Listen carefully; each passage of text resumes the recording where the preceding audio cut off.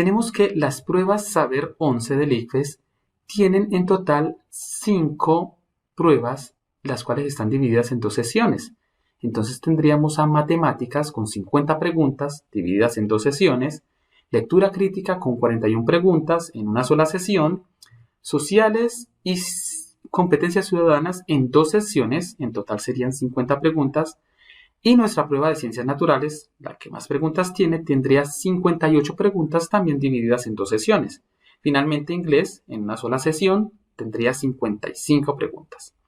Ahora, ¿qué es lo que nos va a preguntar el ICFES? Bueno, pues el ICFES básicamente nos quiere preguntar sobre el grado de desarrollo de competencias que hemos podido avanzar hasta el grado 11, donde finalizamos el bachillerato. Para ello, entonces va a hacer estas 5 pruebas más un cuestionario que es socioeconómico. Pero tengan en cuenta algo. Este cuestionario socioeconómico, que tiene 24 preguntas, no se califica dentro del puntaje general del ICFES. O sea que su puntaje global correspondería solo al de las 5 pruebas antes mencionadas. Como les había contado, tiene un total de 2 sesiones, cada una de 4 horas con 30 minutos. Más o menos ustedes tendrían 9 horas para contestar todas estas preguntas. Pero tengan en cuenta de que pueden ser menos si ustedes terminan antes, pero recomendable, nunca se demoren menos de 2 horas, porque podría ser ligeramente como sospechoso para el ICFES que ustedes vayan a una sesión de 4 horas con 30 minutos y en menos de 2 horas se estén entregando el examen. Ahora, estas preguntas son en un total de 278. No obstante, pueden descartar ahí 24 preguntas que serían de ese cuestionario socioeconómico que no estarían siendo calificadas ni computando para su puntaje final. Y finalmente, pues tenemos que aclarar que esta prueba Saber 11 va dirigida a todos los estudiantes del grado 11 que están finalizando el bachillerato, pero también está dirigida a las personas que ya han terminado el bachillerato o que han validado con el ICFES su bachillerato y por lo tanto quieren presentar la prueba Saber por una segunda o tercera ocasión para mejorar su puntaje respecto a una carrera específica o una universidad que le haga exigencias más altas. Ya pasando a nuestra prueba de ciencias naturales, tendremos 2 campos a detallar.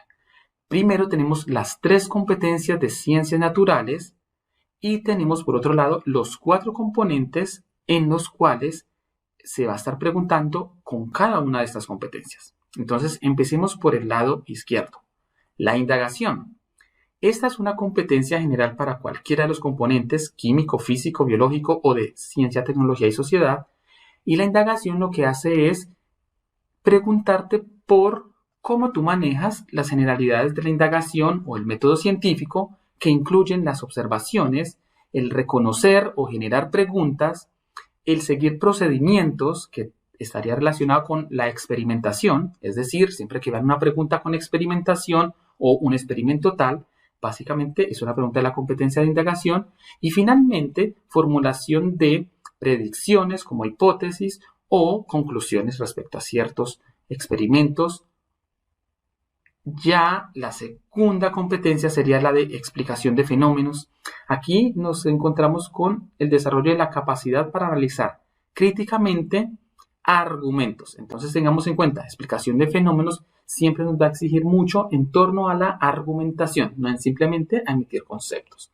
Pero argumentación que está muy relacionada con fenómenos que explican, que están explicados por modelos. Modelos, obviamente, que están teóricamente sustentados.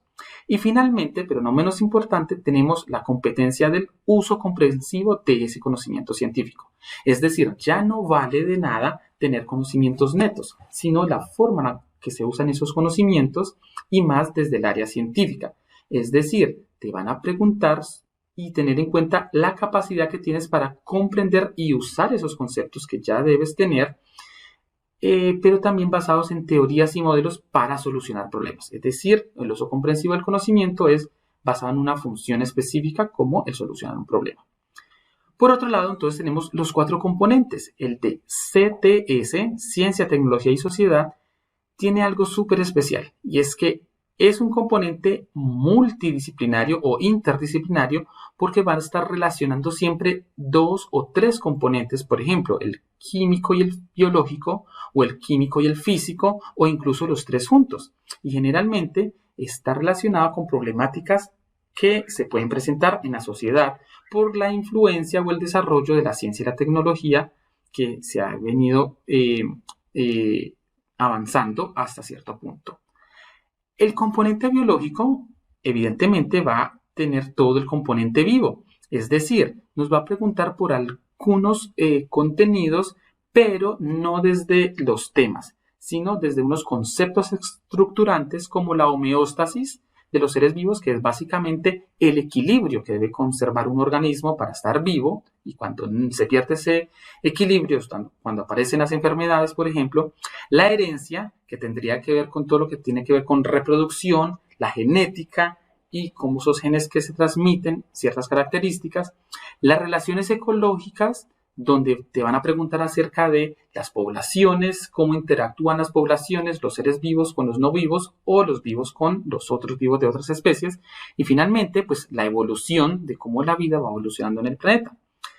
Por otro lado, tenemos el componente físico, o sea, el de la física, donde nos preguntarán sobre cinemática y dinámica, es decir, todo lo que tiene que ver con la mecánica y el movimiento o la estática, las formas de energía, por ejemplo, la potencial o la cinética, las ondas, aquí incluiría ondas electromagnéticas o ondas mecánicas, o sea, los efectos ondulatorios como la luz y el sonido, el electromagnetismo y la transformación y conservación de la energía. Ahí caen algunas preguntas de tipo con circuitos o de electricidad. Finalmente, el componente químico nos va a estar preguntando sobre conceptos estructurantes de la materia, que tiene que ver con los cambios químicos de la materia, la estructura base de la materia, que sería el átomo, los enlaces entre esos átomos para conformar la materia, las propiedades en sí mismas que tiene esa materia y, por supuesto, la interacción de algunos compuestos con otros, formando mezclas, soluciones y cómo separar esas mezclas también. Y finalmente los gases que, como estado de la materia bastante particular, entonces tendría unos comportamientos bastante peculiares.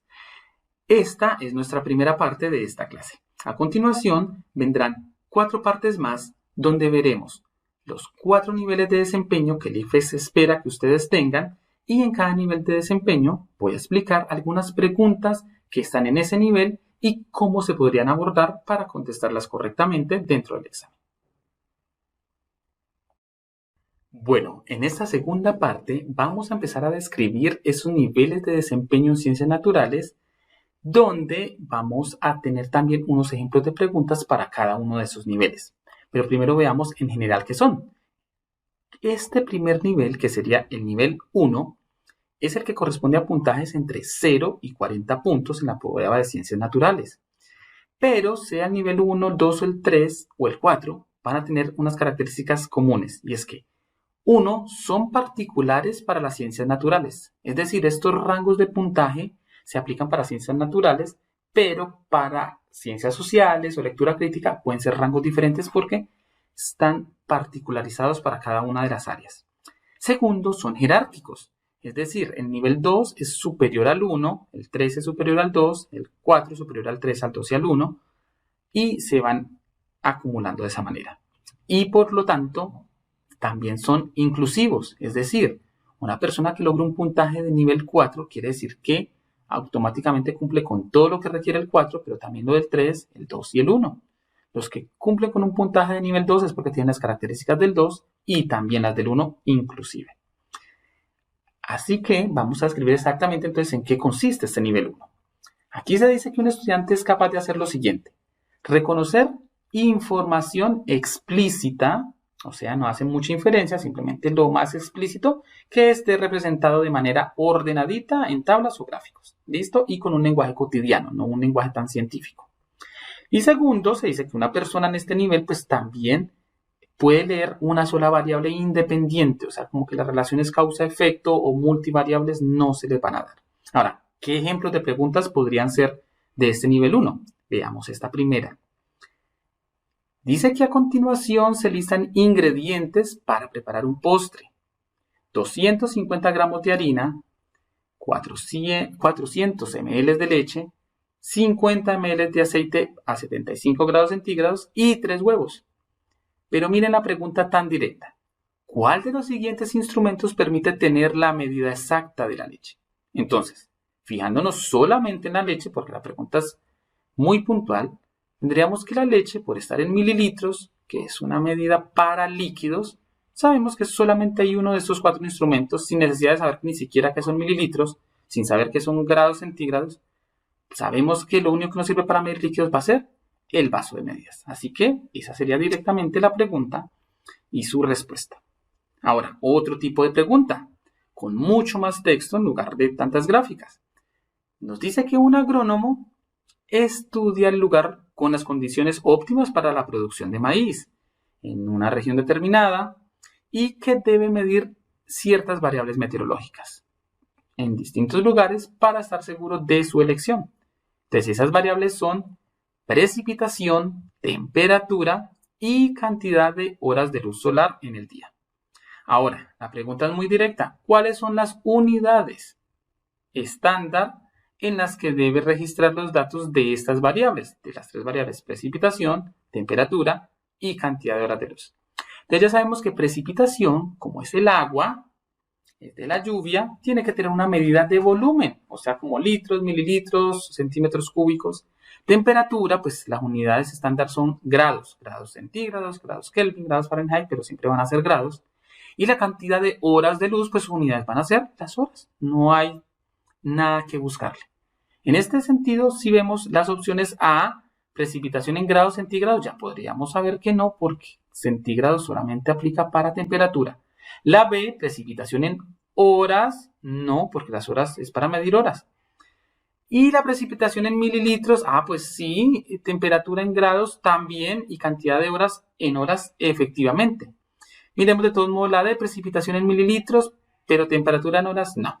Así que tenemos directamente una pregunta donde se tiene que leer de pronto un poco más, pero la respuesta sale directamente con la información sin pensar ni inferir mucho. Finalmente miremos esta otra pregunta. Muy de biología, muy con dibujos de animalitos, pero mire, la única información de base que te están dando son 4 imágenes de 4 animales distintos. Y la pregunta es, con base en la información anterior, es decir, los 4 animalitos, ¿qué característica comparten estos 4? O sea, es la característica que puedes ver en la foto.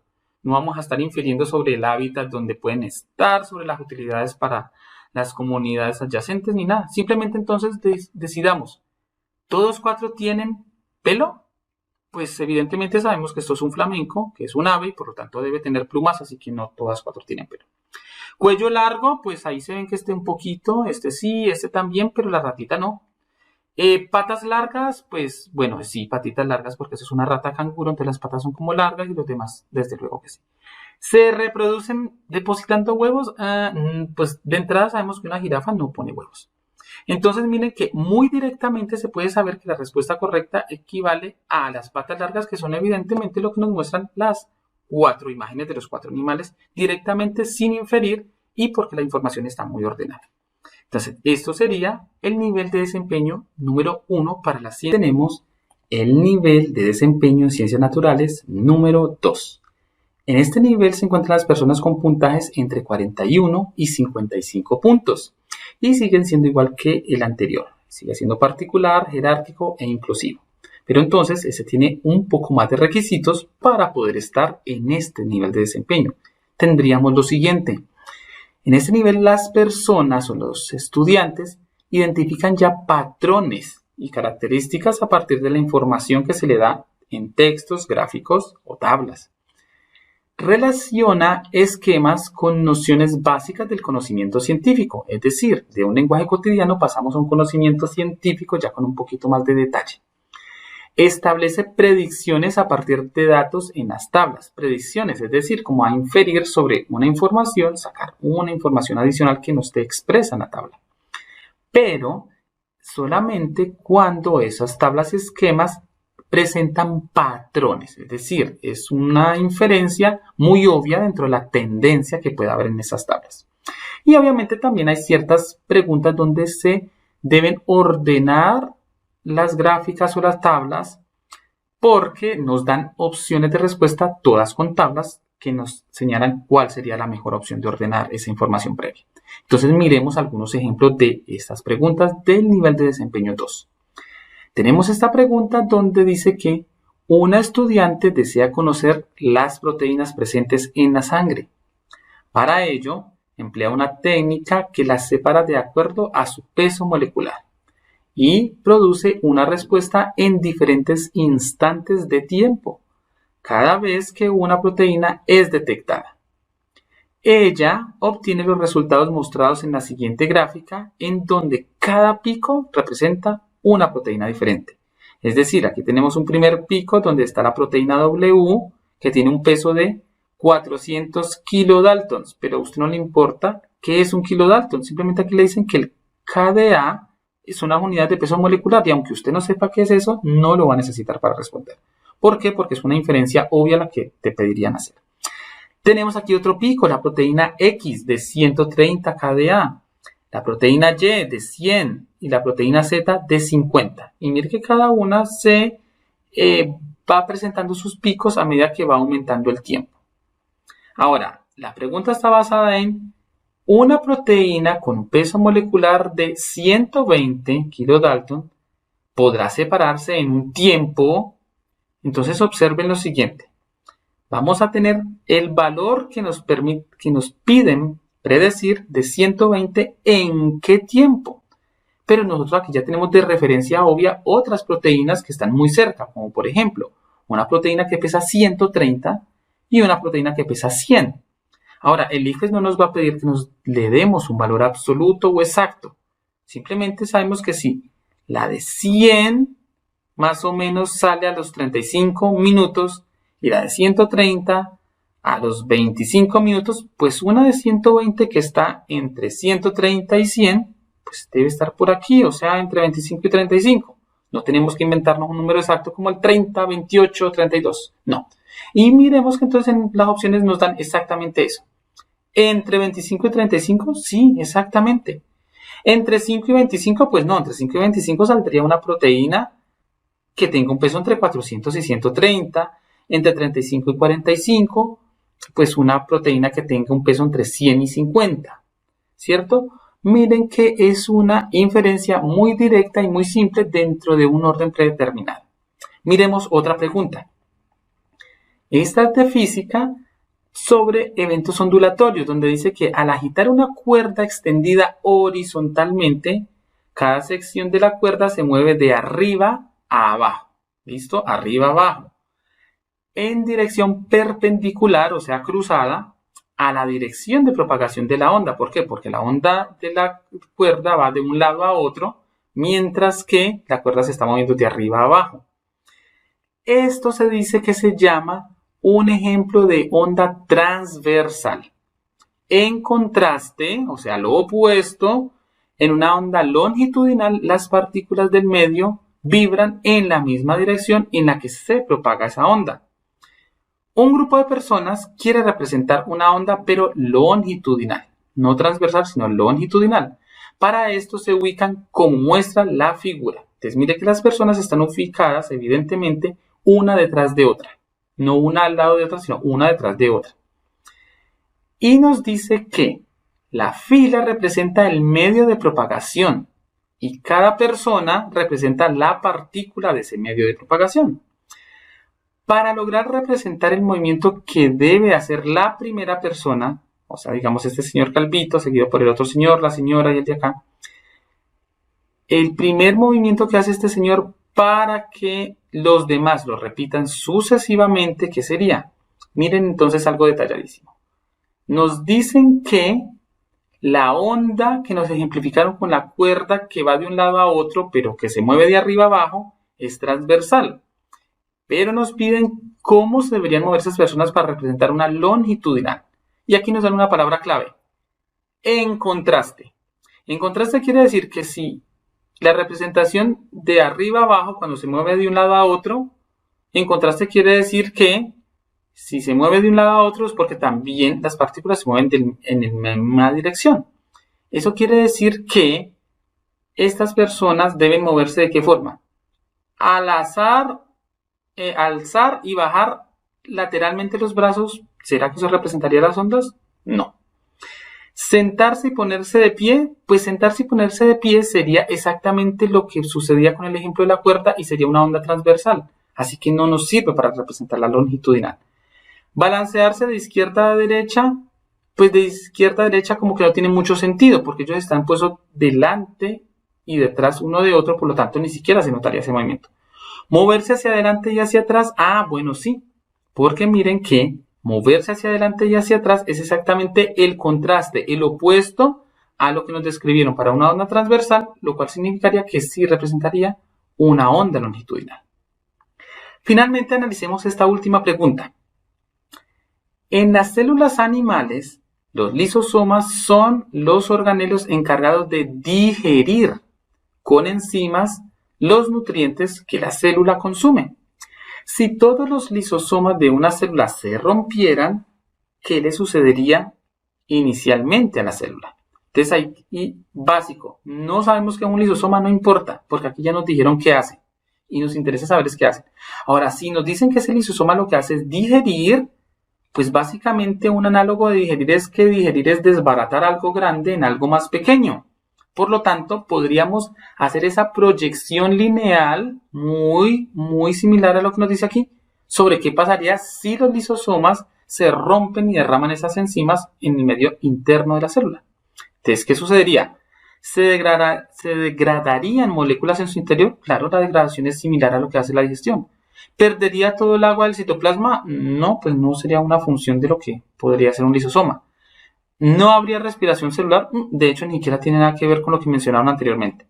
¿No se formarían proteínas? Pues tampoco nos hablaron de que los lisosomas intervenían en la elaboración de proteínas. Eso quiere decir que la degradación es una inferencia directa del concepto de digerir y eso es lo que nos preguntan en nuestro nivel de desempeño 2. Bueno, y avanzamos ahora hasta nuestro nivel de desempeño número 3 en ciencias naturales.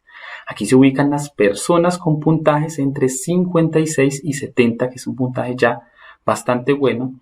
Y como les decía, siguen siendo los niveles particulares, jerárquicos e inclusivos, pero lo que incluye esta vez es un poquito de más alto nivel. Observemos la descripción.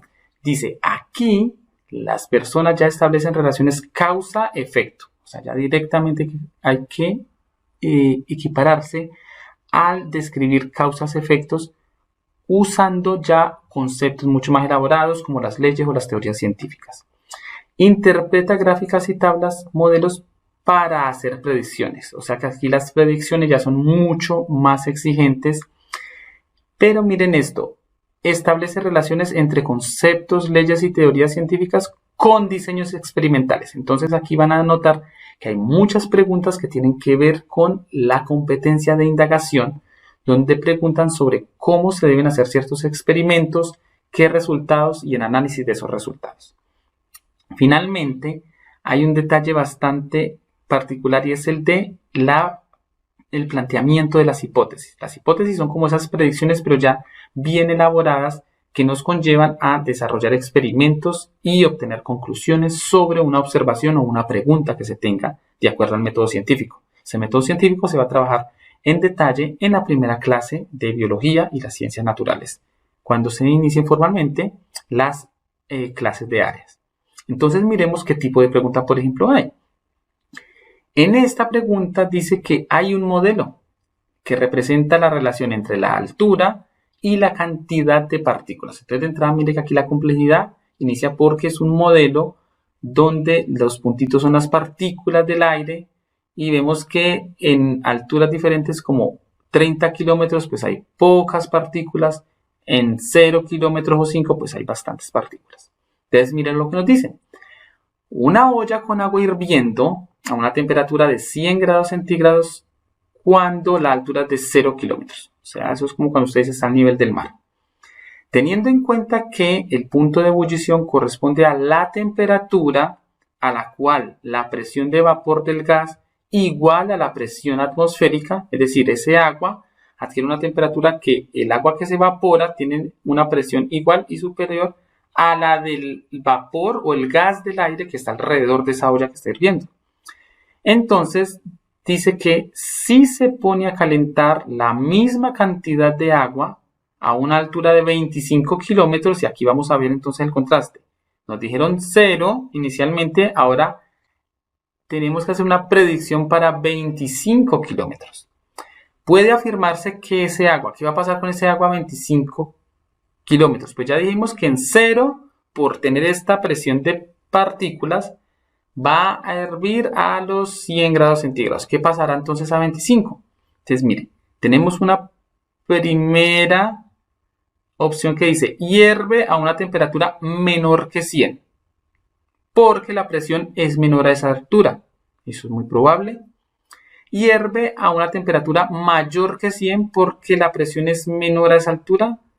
No, la verdad es como no muy probable que hierva a una mayor temperatura si la presión es menor. Nunca hierve porque en esta altura hay muy poca cantidad de aire.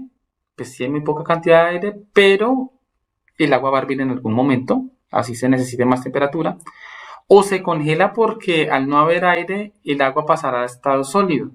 Eso la verdad pues va a ser lo menos probable, empezando porque en el enunciado no habla nada de eso. Eso quiere decir que las dos más probables van a ser la A y la B.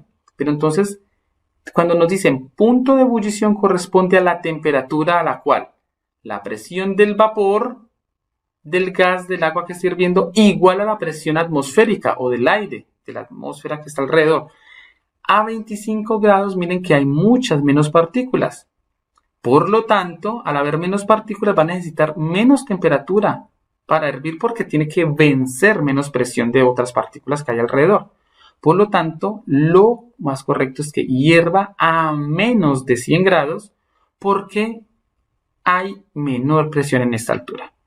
Eso quiere decir que a mayor altura el agua cada vez va hirviendo a menor temperatura, como por ejemplo, hierve a una temperatura en Buenaventura, que serían 100 grados, pero en Bogotá la temperatura para que hierva el agua de verdad es menor porque está a 2.600 metros más alta. Pero miren que son inferencias un poco más elaboradas siguiendo un modelo previo que te están dando. Sigamos con la siguiente pregunta de ejemplo. Un bloque de hielo seco que es, como lo dice ahí, CO2 congelado o solidificado, cambia de estado sólido a gaseoso en condiciones ambientales. Es decir, es hielo seco, no se derrite y forma agua, pasa de un sólido a un gas directamente. Este cambio de estado determina un cambio en la densidad del CO2. Teniendo en cuenta la información anterior, tras el cambio de estado, la densidad de CO2 disminuye porque, entonces mire, la densidad está relacionada con la masa y el volumen que ocupa. Y ya nos han dicho que este cambio de estado determina un cambio en la densidad de CO2. Claro, porque cuando es un sólido está compacto, o sea que tiene una densidad más alta porque tiene una masa determinada en un volumen reducido, mientras que cuando se vuelve gaseoso, automáticamente se expanden las moléculas aunque siga siendo la misma masa. Entonces miren que es un modelo de los cambios de estado ejemplificado para un modelo específico que sería el del CO2, y las opciones que tenemos son: la densidad del CO2 disminuye porque la masa del CO2 disminuye. Eso no pasa porque aquí estamos hablando de un mismo bloque de CO2, su masa sólida o gaseosa sería la misma. La distancia entre las partículas y el volumen aumenta, eso sí es posible, porque recordemos que en el estado gaseoso las partículas que están ordenadas en estado sólido o semiordenadas en estado líquido lo que hacen es que se dispersan y se distancian lo más posible. C, la distancia entre partículas disminuye, no porque si disminuye es que antes se estaría enfriando, y la distancia entre partículas aumenta y la masa disminuye. No, sí aumenta la distancia entre partículas, pero la masa es constante. En este caso, entonces, nuestra opción correcta es B. B, que nos dice que esa densidad disminuye por esta razón. Entonces, mire que ahí estamos hablando también de la identificación de causa-efecto. ¿Cómo se disminuye una densidad por el aumento del volumen en un cambio de estado. Miremos una última pregunta de ejemplo que sería esta. Un investigador sumerge un detector de sonido en el agua para grabar los sonidos emitidos por los animales. Ese detector muestra la longitud de onda, la frecuencia, la velocidad de propagación de esa onda y la distancia a la que se produce el sonido. Ese investigador saca ese detector del agua y registra un sonido, ya estando fuera del agua. ¿Cuál cambio de las variables mencionadas le permite asegurar al investigador que el sonido se transmite por el aire, ese último sonido se transmite por el aire y no por el agua? Entonces observemos algo. Si las cuatro variables son longitud, frecuencia, velocidad y distancia, miren las opciones que tenemos. Longitud de onda, frecuencia, forma de onda y la velocidad. Tengan en cuenta, preguntas de nivel 3 y 4 van a ser muy susceptibles de que usted pueda hacer eliminaciones. Por ejemplo, la forma de la onda no nos dice nada porque es que ni siquiera es una variable que se tomó. Así que usted ya descártela, ya le quedarían solamente 3. Y como nos están pidiendo, ¿por qué sabe que se transmite por el aire y no por el agua? Recordemos, en los eventos ondulatorios, las ondas mecánicas se movilizan más rápido por los medios más densos, como los líquidos o los sólidos, mientras que en el aire o los medios gaseosos son un poquito más lentas. O sea que la variable que te puede decir si se transmite por el agua o por el aire es básicamente la velocidad. La velocidad en el aire debe haber disminuido en relación a la velocidad que él había medido. Entonces miren que también es una predicción que se hace dependiendo de este modelo agua-aire de propagación de una onda mecánica como el sonido de los animales. Bueno, y ya para terminar tenemos el nivel de desempeño número 4, el más alto y donde van a estar las personas con puntajes entre 71 y los 100 puntos máximos de esta prueba. En este nivel de desempeño número 4, ya la persona debe estar en capacidad de plantear preguntas, pero no cualquier tipo de preguntas, sino preguntas de investigación desde las ciencias naturales. También debe estar en la capacidad de establecer conclusiones, es decir, de acuerdo a alguna experimentación planteada, un diseño de experimento, unos resultados, puede plantear conclusiones. Puede ya no solamente relacionar causas-efectos, sino contrastar esos modelos en términos de las ciencias naturales. Pero además de eso, ya también puede enfocar esa información que se le da hacia la resolución de problemas, pero haciendo uso de esos conceptos, leyes y teorías desde las ciencias naturales, no en un lenguaje o una forma tan cotidiana. Así también como comunicar los resultados y analizar los fenómenos. Entonces, veamos 3 preguntas donde nos ejemplifiquen este nivel que es el más alto y donde va a ser necesario que a veces tengamos en cuenta ciertos tips para responderlas y que se nos facilite un poquito más. Entonces, nivel 4 de desempeño en ciencias naturales tenemos una pregunta donde nos habla sobre la conductividad. Y observen lo siguiente. La conductividad de una disolución es la capacidad que tiene esta para conducir la corriente eléctrica. Un estudiante realiza una serie de experimentos. Entonces, mire, experimento quiere decir que nos está hablando de la competencia de indagación, pero en un nivel bastante alto por ser de nivel 4. Para estudiar esa conductividad de una sal específica que es MgSO4, entonces a usted no le importa saber si es sulfato de magnesio, sino que sepa que eso es una sal y que se puede disolver en agua, ionizarse y por lo tanto ser un conductor. Esta sal se disuelve en agua y se obtienen resultados como los de esta tabla. Entonces aquí lo más importante es aprender a identificar las variables de esta tabla, porque en este nivel 4 sí es necesario que ustedes puedan identificar no solo una, sino 2 variables y cuál es dependiente de otra. Así que aquí una de las preguntas claves que deben tener es que se está hablando de conductividad, pero pregúntense cuál variable afecta a otra. Una variable es la conductividad, que es lo que se está investigando, pero la otra variable que nos ponen en esta tabla es la concentración en moles por litro. Pues no le importa que son moles por litro, no es necesario. Simplemente sepa que aquí está la concentración de la sustancia que se está estudiando, que es este sulfato de magnesio. Así no le sepa el nombre no es importante. Simplemente sepa que hay dos variables, conductividad y concentración, y que una de ellas está afectando a la otra. Porque entonces, mire cuál es la pregunta específica. Con base en la anterior información, en este experimento el estudiante busca estudiar, o sea, te está preguntando por el fin de este experimento y básicamente tú puedes saber si sabes qué variable determina la otra. Entonces, la variable del eje Y, que es conductividad, es la variable que se tomó como base para ver cómo la afectaba otra variable que era la cantidad de sulfato de magnesio. Eso quiere decir que la respuesta correcta es la que me diga que la conductividad se deja afectar por la concentración de magnesio. Eso es lo que se puede ver que se busca en ese experimento de acuerdo a la gráfica de los resultados. Entonces dice, opción A, la influencia de la temperatura sobre la conductividad. No, no puede ser la temperatura porque mira que aquí dice temperatura de 25 grados, o sea que es una constante, o sea que no es una variable que se esté midiendo. B, el efecto de la conductividad de la dilución sobre la concentración de sal. Pues aquí no es la conductividad la que está afectando la concentración.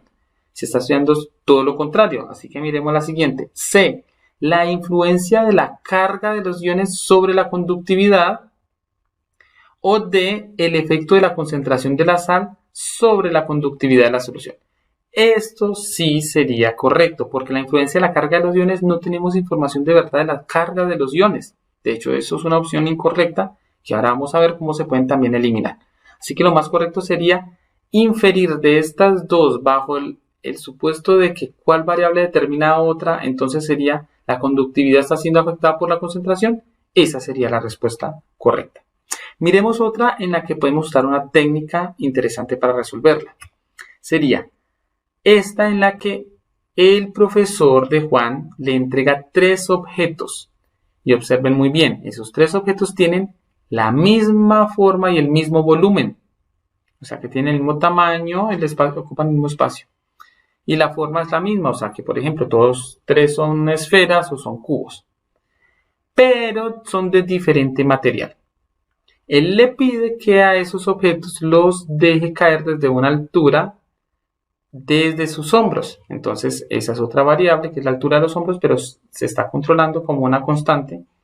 Y observe el tiempo de caída al suelo. Entonces ese tiempo de caída al suelo va a ser como una variable de respuesta de cada uno de estos objetos. Ahora, Juan observa que los 3 tardan tiempos diferentes para llegar al suelo, a pesar de que los 3 están sometidos a la misma aceleración gravitacional. ¿Por qué? Porque la gravedad en la Tierra es la misma para todos los objetos, 9.8 o 10 metros sobre segundo cuadrado.